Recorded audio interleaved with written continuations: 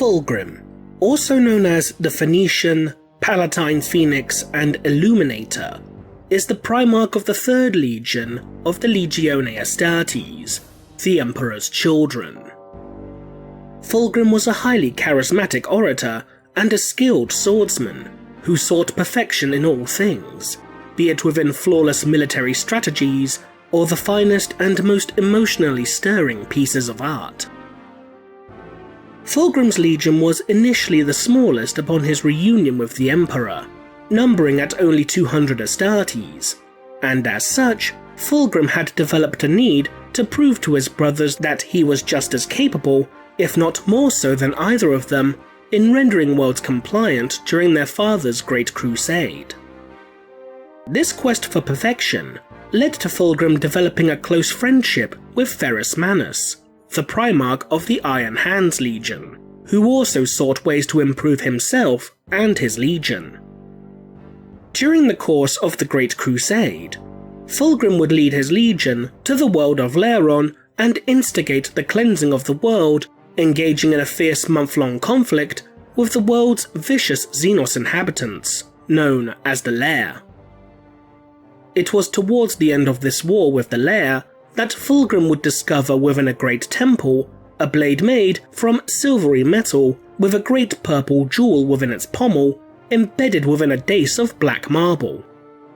This blade, which would become known as the Silver Blade of the Laer or the Laer Blade, was a demonic weapon that housed within it the essence of a demon of Slaanesh, the chaos god of excess, hedonism, and pleasure. Despite the objections from First Captain Julius K. Soren, which would become choked upon the heavily perfumed air of the temple, Fulgrim would take up the blade, becoming enamored by its beauty and its seemingly perfect craftsmanship.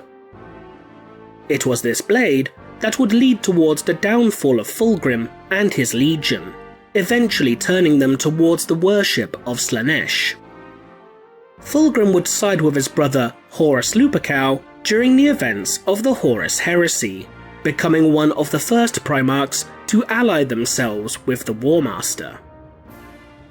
During the events of the Istvan V Dropsite Massacre, Fulgrim would slay his brother Ferrus Manus, decapitating him with the Laer Blade.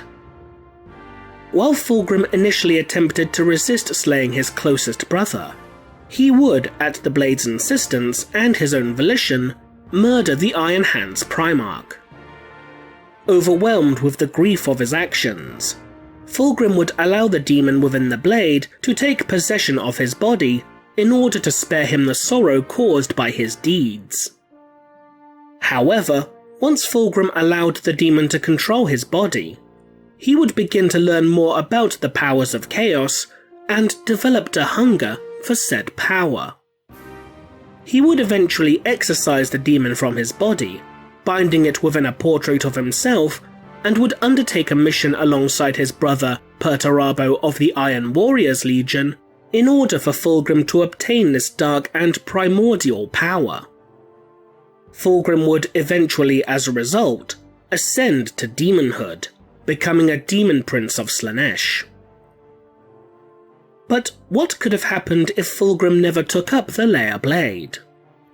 If Fulgrim never claimed the Laer Blade, and instead had ordered his men to simply burn the temple housing it to the ground, or destroy it with artillery and airstrikes, then the most obvious change in this regard would be that Fulgrim would not have become corrupted by the demonic entity within it, nor would he have become possessed by it during the events of Istvan V. This would also mean that Fulgrim would not have become a demon prince, or at the very least, not as soon as he did. This would also incidentally mean that Fulgrim would never pass the Laer Blade down to the swordsman who would become known as Lucius the Eternal.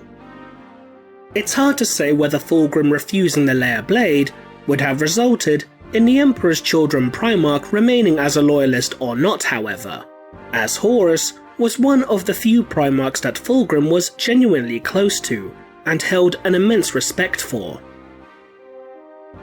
If Fulgrim still sided with Horus during the Horus Heresy, Then, given the emotional turmoil that racked Fulgrim after he was urged to slay Ferrus Manus by the Laer blade, perhaps Fulgrim would stay his hand and attempt to once again convince his brother to join him in this rebellion.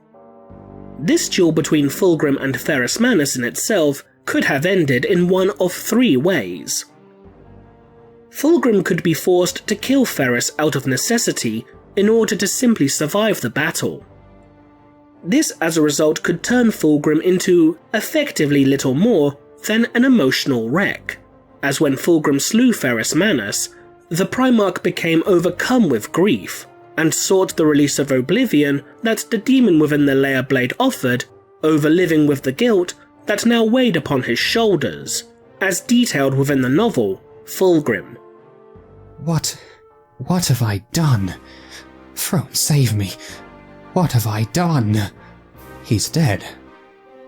I killed him. He was my brother. This could potentially leave Fulgrim vulnerable during the final hours of the battle, as he grieved over his beloved brother's remains, which in turn could have led towards him being slain, or at least severely wounded as a result. Alternatively, Ferrus Manus could kill Fulgrim, just as the Primarch of the Emperor's Children hesitated to slay his Loyalist brother. If neither of these events unfurled, then perhaps Fulgrim would merely inflict a crippling injury upon his brother in order to take him prisoner and once again attempt to sway him over to Horus's cause, through either interrogation or torture.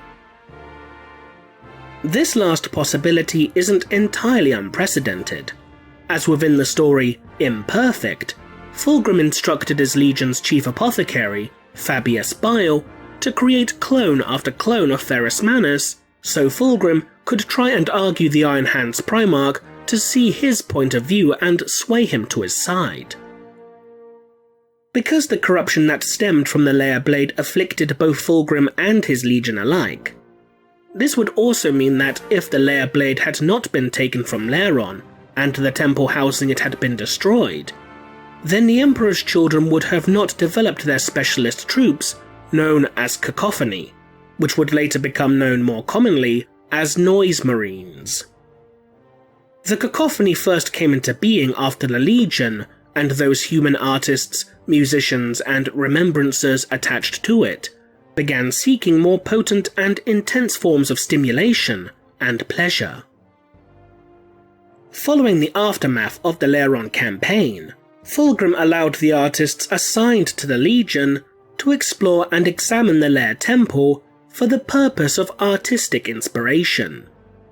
This led to a concert orchestrated by the composer, Bekwa Kinska, seeking to emulate the disturbing yet hypnotic music and harmonics that played within the Lair Temple.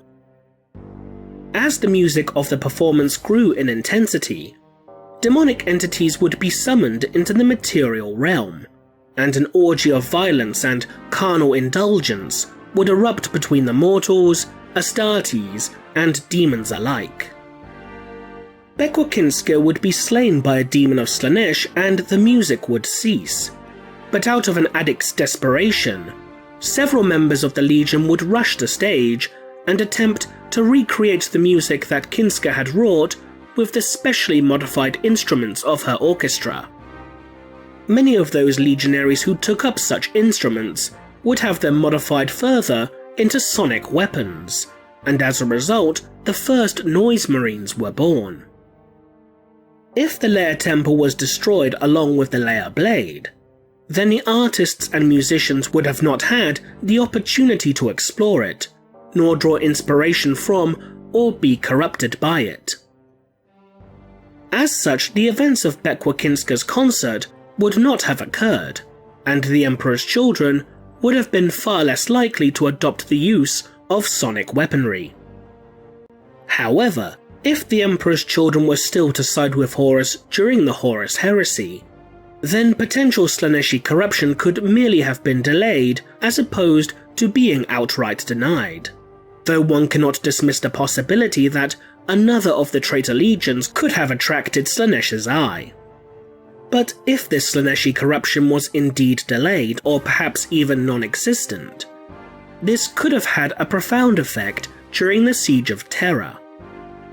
When Horus launched his invasion against the Imperial Palace, Fulgrim led his legion towards the civilian population in order to capture slaves and have them tortured for sport or rendered down into potent stimulants and narcotics for the legion.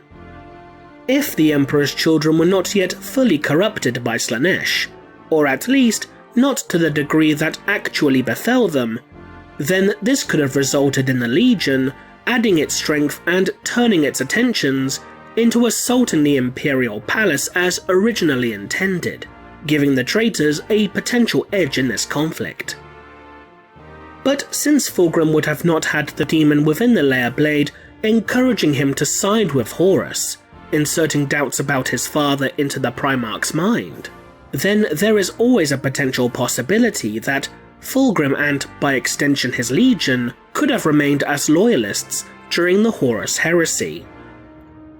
If Fulgrim refused to join Horus for the events of Istvan III, then Fulgrim could have attempted to flee in order to warn the Emperor and his Loyalist brothers about Horus's betrayal. Horus, alongside Mortarion and Angron, would then most likely attempt to kill Fulgrim and destroy or at least cripple his legion to prevent their rebellion from being discovered and countered before they were ready. Should Fulgrim manage to escape and warn the Emperor about Horus's betrayal, then events similar to those on Istvan V could very well be undertaken, with the Emperor's children, Salamanders, Iron Hands, Raven Guard, Word-Bearers, Night Lords, Iron Warriors and Alpha Legion all being dispatched in an attempt to apprehend Horus in order to stand trial, or to simply put his rebellion down before it can grow too large and too powerful. While Horus's agents could have already convinced the Word-Bearers, Iron Warriors, Night Lords and Alpha Legion to join forces with him in order to enact the Dropsite Massacre, the addition of another Loyalist legion alongside the Iron Hands, Salamanders and Raven Guard could have helped tip the balance towards their favour, though they would still be outnumbered. However, given the anger Fulgrim would potentially feel due to one of his closest friends turning traitor, as well as the encouragement and confidence given to him by fighting alongside Ferrus Manus, then perhaps together, Fulgrim and Ferrus could very well have battled their way to Horus's position upon the battlefield, and perhaps even manage to slay or at least inflict a grievous injury upon the traitorous Warmaster before being potentially overwhelmed and brought down themselves. But if Fulgrim and Ferrus Manus did manage to slay Horus before the true atrocities of the Horus heresy could unfold, then the pair would, as a result, be remembered in history as the martyrs that struck the most decisive blow of the entire war. What do you think would happen if Fulgrim never obtained the Laer blade? Leave a comment below, and thanks for watching.